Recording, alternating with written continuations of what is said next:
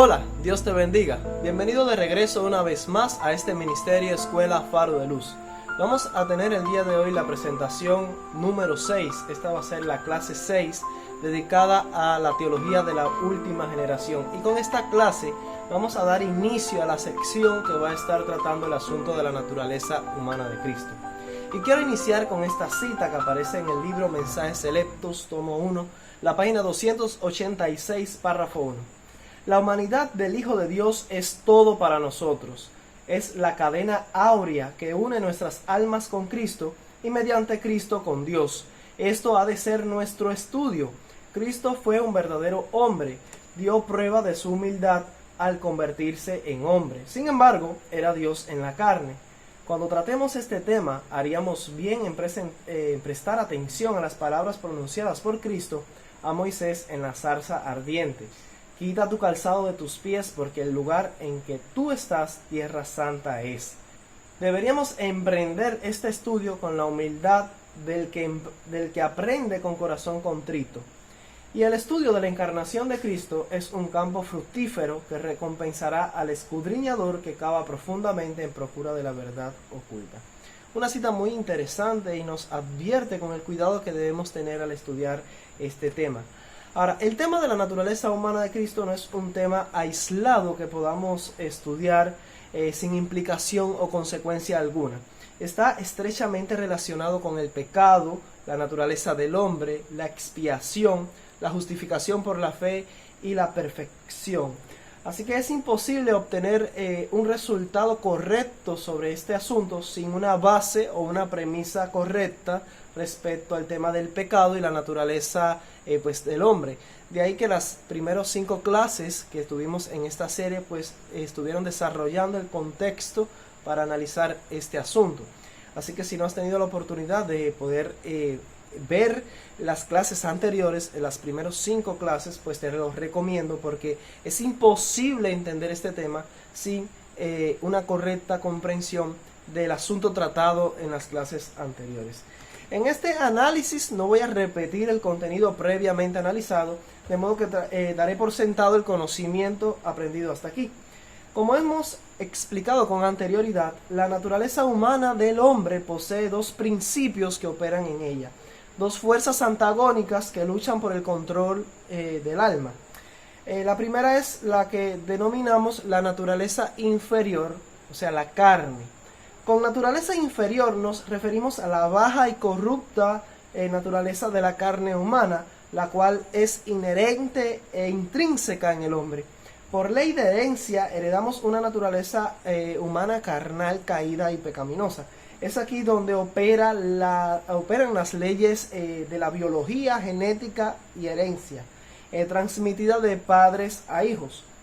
Adán les proporcionó naturaleza pecaminosa a todos sus descendientes. Ahora, el otro asunto es la naturaleza superior y se refiere a la mente. Ahora, con naturaleza superior nos referimos al desarrollo de la mente, el carácter y la personalidad individual. A diferencia de la naturaleza inferior, la superior no es biológicamente hereditaria, sino que se desarrolla por medio del aprendizaje y la interacción con el entorno en que vivimos. La naturaleza superior no es otra cosa que nuestra identidad peculiar. ¿Quiénes somos realmente? Es lo que define quiénes somos como individuos. Aquí tomamos las decisiones y las elecciones que forman nuestros hábitos y determinan nuestro carácter. Y es precisamente en donde ejercemos la fuerza de voluntad o el poder decisorio. Ambos principios operan en la naturaleza humana y están estrechamente relacionados, pero mientras que uno es biológicamente hereditario y no tenemos elección o voluntad sobre él, el otro es desarrollado, adquirido, aprendido y puede ser moldeado, transformado por el ejercicio de la voluntad y por medio de la gracia divina. Ambas fuerzas tienen deseos, pasiones, inclinaciones, tendencias, propensiones que son inherentes en ellos, pero mientras unas son biológicas en la carne, las otras son desarrolladas y aprendidas. Todo esto es importante que lo entendamos para poder entender los textos bíblicos y del espíritu de profecía que hablan acerca de la naturaleza humana de Jesús. Debemos entender y saber identificar qué textos están hablando de la carne o de la naturaleza inferior de Cristo y qué textos están hablando de la mente, de la naturaleza superior o el carácter de Cristo.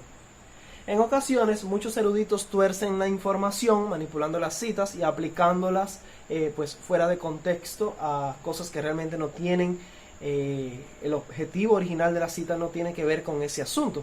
Por ejemplo, usan citas que están hablando del carácter y de la mente y de la personalidad de Cristo, se lo aplican a la herencia de su naturaleza, de su carne humana, y esto es un error.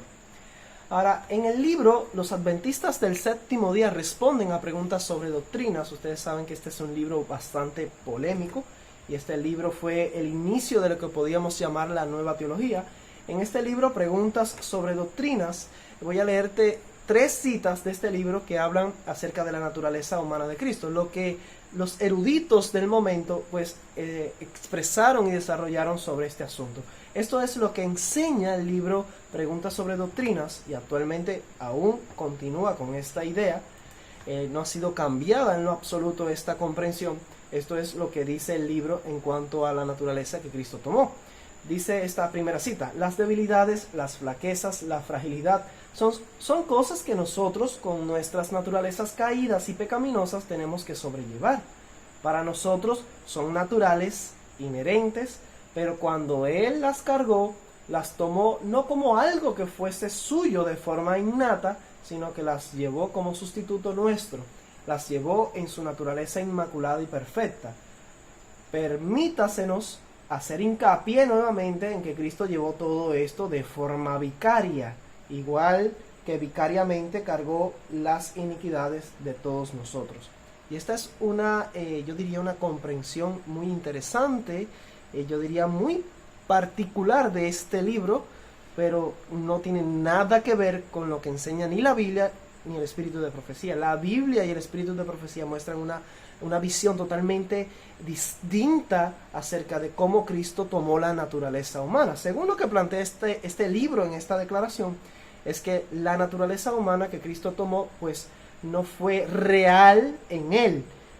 Las debilidades de la naturaleza humana, que son naturalmente inherentes en el hombre, pues Él no las tomó como algo que fuese del propio, que fuese suyo de forma innata. O sea, no tenía una carne como la nuestra real en Él, sino que la tomó de forma vicaria, sea lo que sea que signifique este término para la comprensión de estos eruditos, ya que no se hace una explicación clara. Se la compara con la muerte de Cristo en la cruz, como Él fue el sustituto y quien tomó sobre sí todos nuestros pecados de forma vicaria, sin que Él realmente cometiera o fuera el autor de esos pecados, ni que tuviese esos pecados intrínsecos en Él, de que Cristo realmente poseyera esos pecados.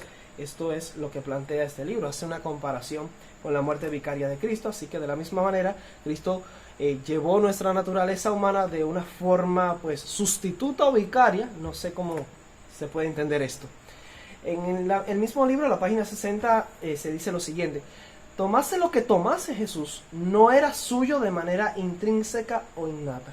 Así que Cristo, ya que tomó la naturaleza humana, pues Él no la tomó de una forma intrínseca o innata. O sea, no era algo intrínseco en Él, no era algo innato. Cristo no tomó la naturaleza humana de una forma real como lo es para nosotros. Esto es lo que explica este libro. Que tomase el peso de nuestras debilidades y fragilidades heredadas, aún después de 4000 años de flaquezas y degeneración acumuladas, cita El deseo de todas las gentes, página 32 y 92, no contaminó en el menor grado su naturaleza humana. Así que Cristo se saltó la contaminación hereditaria, no la tuvo. Y cita, tomó sobre su naturaleza inmaculada nuestra naturaleza pecaminosa, cita el Ministerio Médico, página 181, no deberíamos albergar dudas en cuanto a la perfecta impecabilidad de la naturaleza humana de Cristo. De esta manera se trata de contrastar estas dos citas, como que aparentemente contradictorias, pero con la explicación de que aunque Cristo tomó nuestra naturaleza pecaminosa, pues no la tomó de forma real, no era innata en Él, sino la tomó de forma vicaria, sustituta, como mismo llevó nuestros pecados como nuestro sustituto en la cruz. La página 61 dice lo siguiente: todo lo que Jesús tomó cuando cargó, ya fuese el peso o el castigo de nuestras iniquidades o las enfermedades y debilidades de la naturaleza humana, todo fue tomado y cargado de manera vicaria. Igual que cargar vicariamente los pecados del mundo entero no manchó su alma perfecta e inmaculada, tampoco lo manchó en el menor grado con las influencias corruptoras del pecado, el cargar con las enfermedades y debilidades de nuestra naturaleza caída. Esto es muy interesante, pero ahora nosotros necesitamos saber qué es lo que realmente dice la Biblia. Y cuando veamos la evidencia bíblica y la evidencia del espíritu de profecía, pues yo creo que va a quedar claro que esto que acabamos de leer en estas 3 citas es una aberración, es un disparate y es una herejía. Así que es terrible lo que se enseña en este libro en cuanto a la naturaleza humana de Cristo. Así que la postura del libro Questions on Doctrine, o sea, preguntas sobre doctrinas, este libro tan famoso, es que Cristo tomó la naturaleza humana pero de forma vicaria, no de forma realmente real, intrínseca e innata sobre él. Esta no es la enseñanza que el libro Preguntas sobre Doctrina sostiene. Ahora, lo primero que debemos encontrar en la Biblia sobre la naturaleza humana de Cristo es que en verdad Él tomó la naturaleza humana y la tomó sobre sí, no en forma vicaria como sugiere este libro, lo que sea que signifique eso, no era en forma vicaria o aparente, sino que la tomó realmente, por medio de la operación de la ley natural de la herencia. Fue suyo en verdad. Él tomó la naturaleza bien real. Fue tan real como lo es para nosotros la naturaleza humana. Así de real lo fue para Cristo también. Y podemos leer eso en Job capítulo 10 versículos 4 y 5. Allí Job tiene una pregunta interesante. Dice: ¿tienes tú acaso ojos de carne? ¿Ves tú como ve el hombre? ¿Son tus días como los días del hombre o tus años como los tiempos humanos?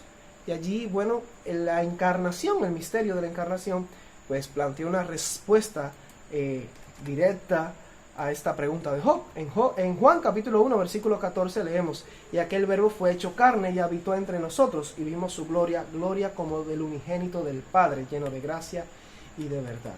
Así que el testimonio de Juan, el testimonio que Juan nos deja, dice enfáticamente que el verbo fue hecho carne. Él se hizo carne, y esto es literal, es real. Primera de Timoteo 3:16 dice: e indiscutiblemente grande es el misterio de la piedad. Dios fue manifestado en carne, justificado en espíritu, visto de los ángeles, predicado a los gentiles, creído en el mundo, recibido arriba en gloria. Y el apóstol Juan pues retoma este asunto, ya que él tuvo que tratar con una herejía, la cual no tengo mucho tiempo para explicar ahora. Esto tiene que ver con el paganismo, el dualismo gnóstico y también el docetismo, pues una herejía que se infiltró en la iglesia primitiva, que pues negaba, de la misma manera en la que lo hace el libro Preguntas sobre Doctrina, yo diría que es una nueva forma de docetismo. Pues esta herejía negaba que Cristo se había hecho en carne, el verbo se había hecho carne, una carne real, que Cristo había tomado una naturaleza humana real, física, como lo es la nuestra. Ellos en esta herejía, la herejía del docetismo, negaba esta doctrina fundamental del evangelio y del cristianismo. Y Juan tuvo que hacer frente a ese problema, y lo hizo frente en los siguientes términos. Primera de Juan capítulo 4 versículo 1 al 3 dice: amados, no creáis a todo espíritu, sino probad los espíritus si son de Dios, porque muchos falsos profetas han salido por el mundo. En esto conoced el Espíritu de Dios. Todo espíritu que confiesa que Jesucristo ha venido en carne es de Dios, y todo espíritu que no confiesa que Jesucristo ha venido en carne no es de Dios. Y este es el espíritu del anticristo, el cual vosotros habéis oído que viene y que ahora ya está en el mundo. Así que es sumamente fuerte lo que dice esta cita. Todo espíritu que confiesa que Cristo ha venido en carne, o sea que Él tomó la naturaleza humana de una forma real, fue realmente inherente, fue algo innato en Él, algo intrínseco en el Hijo de Dios. Este es el Espíritu de Dios, es el Espíritu Santo. Viene una doctrina verdadera de Dios. Pero el que niega esta doctrina fundamental del Evangelio, no quiere creer que Jesucristo ha venido en carne real, pues este es el espíritu del anticristo. Yo diría que fue el espíritu del anticristo quien inspiró la publicación del libro Preguntas sobre Doctrina. Y es evidente porque la enseñanza que transmite el libro en cuanto a la asunción por parte de Cristo de la naturaleza humana es precisamente la negación por completo de que Cristo haya tomado la naturaleza humana de una forma real, tal como significa para ti y para mí el tener una naturaleza humana. En su segunda carta, el apóstol Juan, los versículos 7 al 11 del capítulo 1, nos explica allí lo siguiente. Porque muchos engañadores han salido por el mundo que no confiesan que Jesucristo ha venido en carne. Quien esto hace es el engañador y el anticristo. Mirad por vosotros mismos para que no perdáis el fruto de vuestro trabajo, sino que recibáis galardón completo. Cualquiera que se extravía y no persevera en la doctrina de Cristo no tiene a Dios. El que persevera en la doctrina de Cristo, ese sí tiene al Padre y al Hijo. Si alguno viene a vosotros y no trae esta doctrina, no lo recibáis en casa ni le digáis bienvenido, porque el que le dice bienvenido participa en sus malas obras. Estos pasajes realmente son muy fuertes y su significado es evidente. Cristo tomó la naturaleza humana en realidad. La carne humana fue tan real para Cristo como lo es para nosotros. En verdad asumió la naturaleza del hombre y eso lo deja bien claro la Biblia. Cualquier idea contraria a eso pues proviene de Satanás, proviene del anticristo. Ahora, cuando alguien se plantea la pregunta ¿qué tan real fue la naturaleza humana para Cristo? Pues vamos a ver qué tiene que decir la inspiración sobre eso. Si vamos a Isaías capítulo 7 versículos 14 y 15 leemos: Por tanto, el Señor mismo os dará señal. He aquí que la Virgen concebirá y dará a luz un hijo y llamará su nombre Emmanuel. Comerá mantequilla y miel hasta que sepa desechar lo malo y escoger lo bueno. Nótese que dice algo aquí muy interesante. Cristo tenía que aprender, tenía que desarrollar el conocimiento hasta que supiera, hasta que sepa, dice aquí, desechar lo malo y escoger lo bueno. Así que hay una etapa en el desarrollo, hay una etapa en el crecimiento de Cristo como bebé natural, como lo es todo bebé en el género humano, en el que Cristo no sabía la distinción entre lo bueno y lo malo.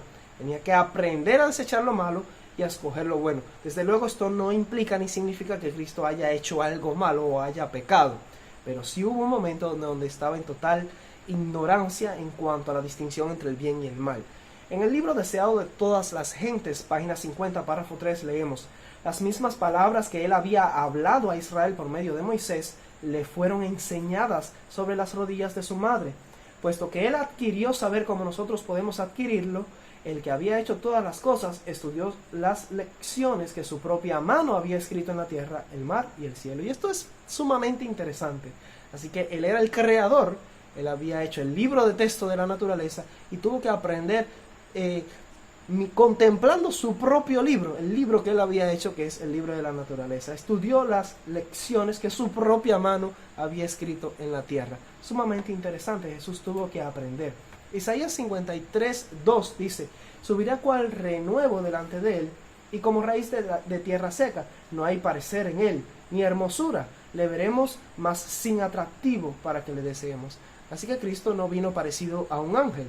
No era blanco, de pelo largo, con ojos azules y con un rostro bello y hermoso. No es eso lo que nos dice la Biblia.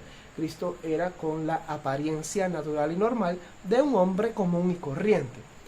Vamos a ver qué más nos tiene que decir la Biblia. Mateo capítulo 12, versículo 28 dice: Pero si yo, por el Espíritu de Dios, echo fuera a los demonios, ciertamente ha llegado a vosotros el reino. Nótese que no dice, Jesús no dijo, yo por mi propio poder divino echo fuera a los demonios, sino que él necesitaba del Espíritu de Dios y era por medio del Espíritu de Dios que echaba fuera a los demonios. Qué interesante eso. Marcos 13:32 dice: Pero de aquel día y de la hora nadie sabe, ni aun los ángeles que están en el cielo, ni el Hijo, sino el Padre. Así que había cosas que Jesús no sabía, porque Marcos nos deja claro que Cristo en su experiencia humana como hombre aquí en la tierra, viviendo la misma experiencia de nosotros, había cosas que no sabía, como por ejemplo el día y la hora de su segunda venida. Dice que no solo los ángeles no lo sabían, sino ni el Hijo. Solo lo sabía Dios el Padre en ese momento. El deseado de todas las gentes, página 121, párrafo 1, dice: Antes de venir a la tierra, el plan estuvo delante de él perfecto en todos sus detalles, pero mientras andaba entre los hombres, era guiado paso a paso por la voluntad del Padre. Podríamos decir en términos médicos que Cristo era un amnésico total, había olvidado por completo toda su experiencia eterna como Dios. Cristo todo el conocimiento de Dios, su conocimiento divino, pues lo había borrado, se le había exfumado de la mente. El plan estuvo delante de él perfecto en todos sus detalles, mientras era Dios antes de la encarnación.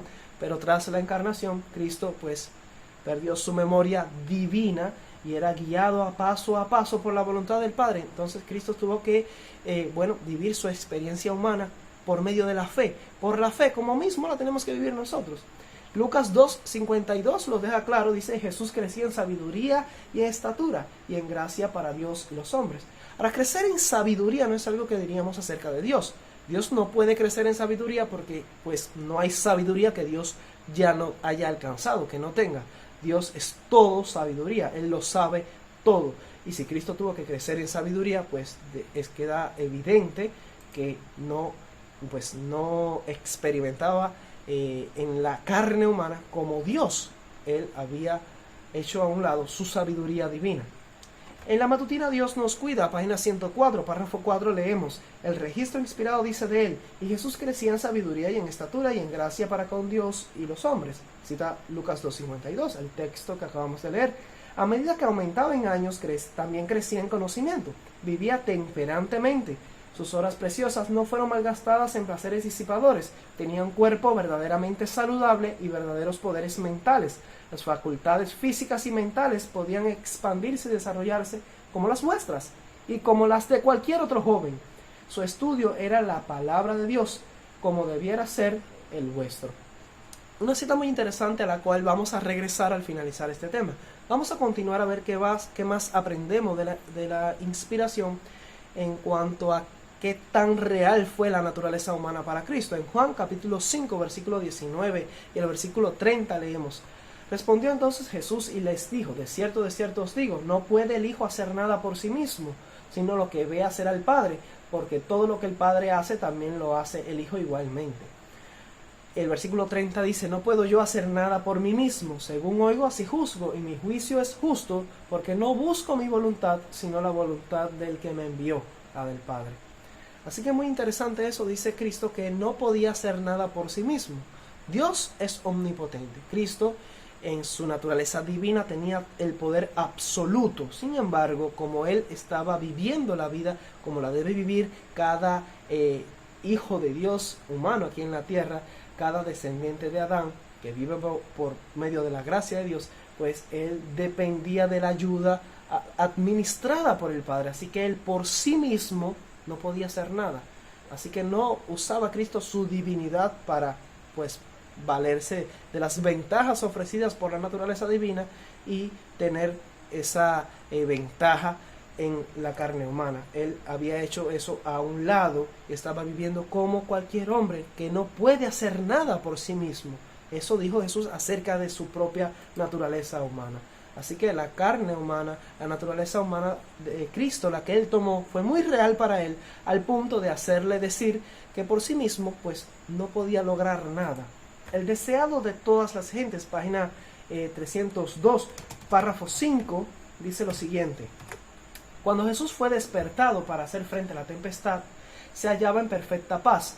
No había en sus palabras ni en su mirada el menor vestigio de temor, porque no había temor en su corazón.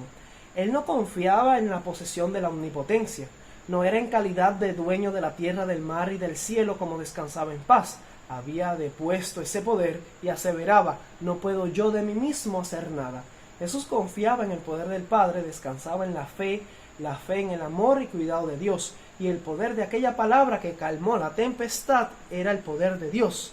Algunas personas se confunden un poco con esto porque ven a Jesús realizar ciertos milagros que a muchos les parece pues imposible de realizar por un mero hombre, y piensan que Cristo pues estaba haciendo pleno ejercicio de sus facultades divinas. Pero no es eso lo que realmente nos enseña la Biblia. Cristo había depuesto ese poder, se había despojado a sí mismo, lo vamos a leer a continuación, y no se estaba valiendo en lo absoluto de su naturaleza divina.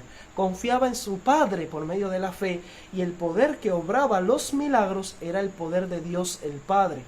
En Juan capítulo 14, los versículos 10 al 12, Jesús resuelve esta cuestión y lo deja claro. Dice lo siguiente: ¿no crees que yo soy en el Padre y el Padre en mí?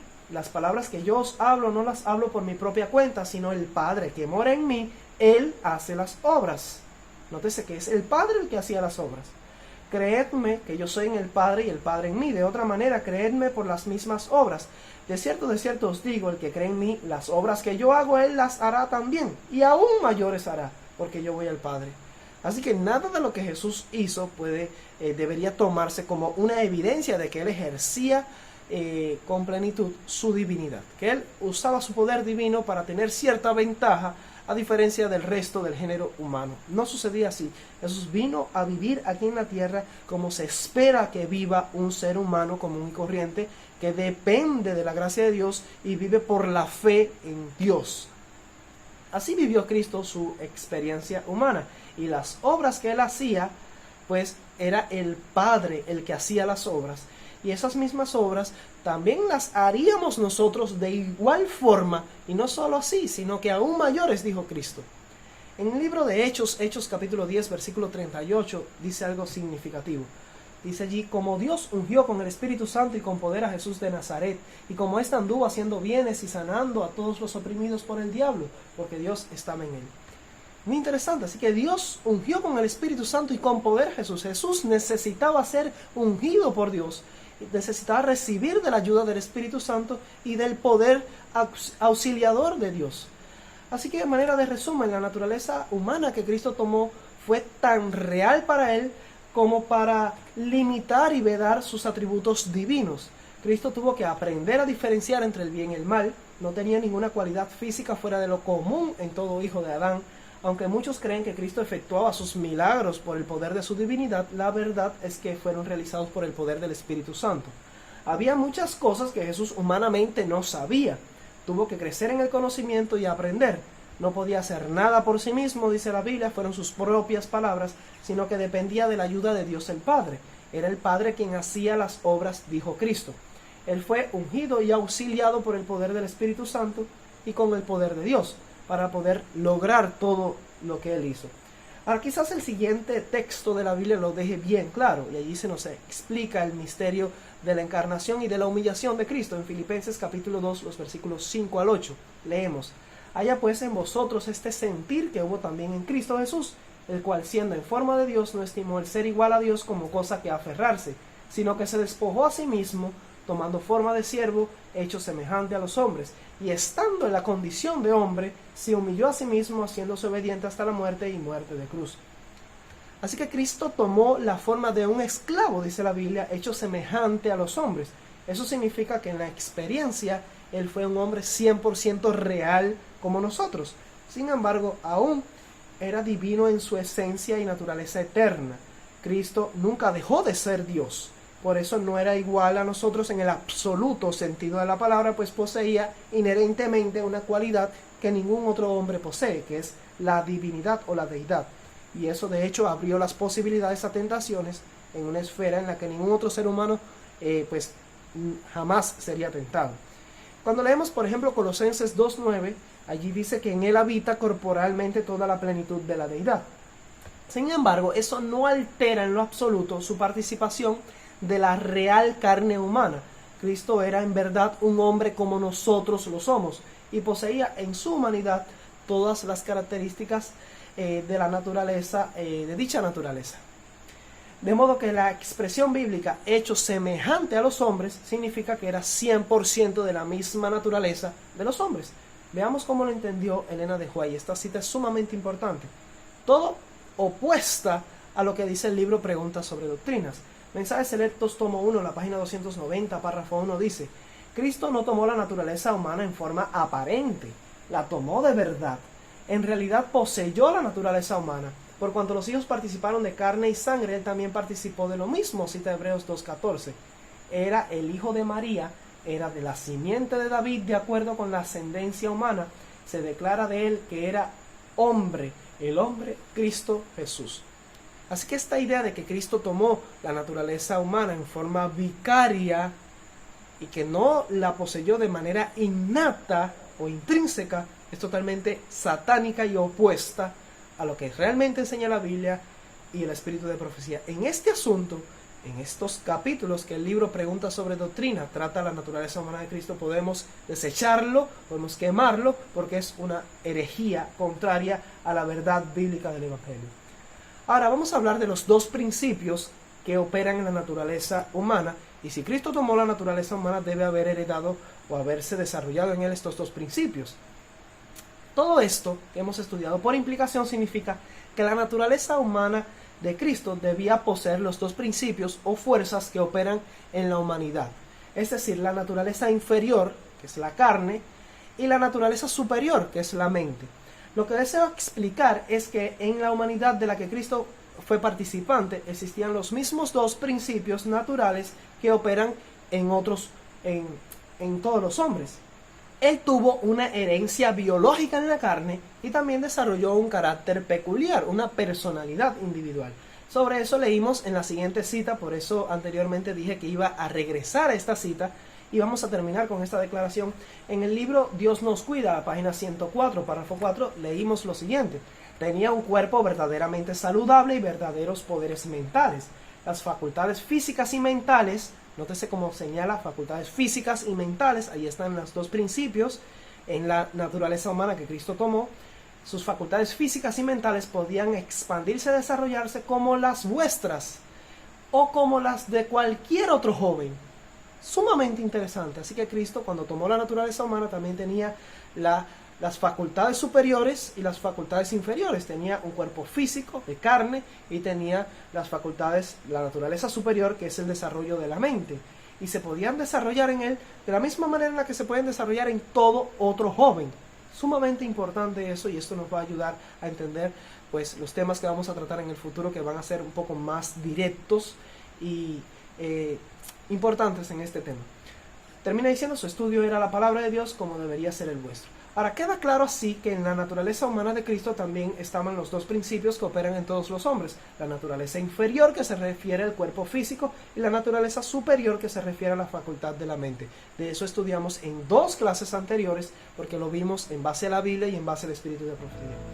De modo que lo que nos interesa averiguar a partir de ahora es qué tipo de naturaleza inferior, o sea, qué tipo de naturaleza física heredó Cristo en la carne y qué tipo de naturaleza superior desarrolló Cristo en el carácter. Veremos eso en las próximas clases, así que no te lo pierdas. Vamos a resolver el asunto de qué tipo de naturaleza humana tuvo Cristo en la herencia biológica de su carne y qué tipo de carácter tuvo Cristo en esa carne. Que Dios te bendiga. Espero que estos temas sean una bendición para ti. Requieren esfuerzo, mucho estudio, y te pido que me apoyes para compartir esta información, poder alcanzar a muchas más personas, y que nuestro ministerio, pues esta comunidad que estudia la teología de la última generación y el mensaje de 1888, pues pueda crecer y este mensaje pueda iluminar la tierra, pues es la verdad del verdadero evangelio. Que Dios te bendiga. Maranata.